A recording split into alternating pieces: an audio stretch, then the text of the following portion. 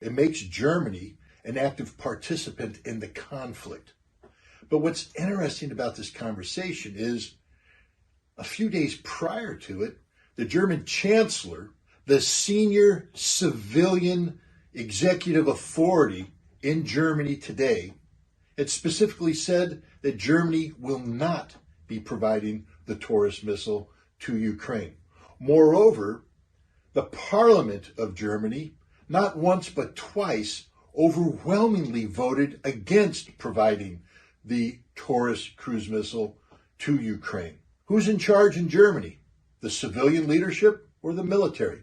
Because according to the conversation being held by these four senior German military officers, they were talking about a project that had been greenlighted by the defense minister of Germany. So it appears that while the chancellor and the parliament had said no to the provision of the Taurus missile to Ukraine, the defense minister is working with his Air Force officers to make it happen, to go into planning about how this weapon could be used to bring harm to Russia. It's an act of war, plain and simple. Moreover, it violates everything that the North Atlantic Treaty Organization purports to stand for. When NATO spoke of expanding, and I'm talking about prior to the unification of Germany, when the concept of NATO expansion arose, one of the key aspects was that any new member must adhere to the standards of democratic rule that NATO used to define itself. And one of the key aspects of this standard is civilian control over the military. Absolutely required. There is no room in NATO for a military dictatorship, for the military to be dictating outcomes, especially in times of peace, to the civilian leadership. Germany unified and was brought into NATO as a unified entity with certain conditions, one of which they would not go to war against Russia. As the Russian leadership has reminded the German government, 80 years ago, that issue had been resolved.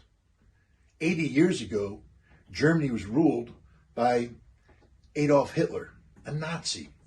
And the Nazis under Adolf Hitler invaded the Soviet Union, killing 27 million people. Now, Germany was allowed to reunify, but it wasn't supposed to reunify as an aggressive nation capable of once again considering the use of military force against Russia in a war of aggression. And it's not me using these terms.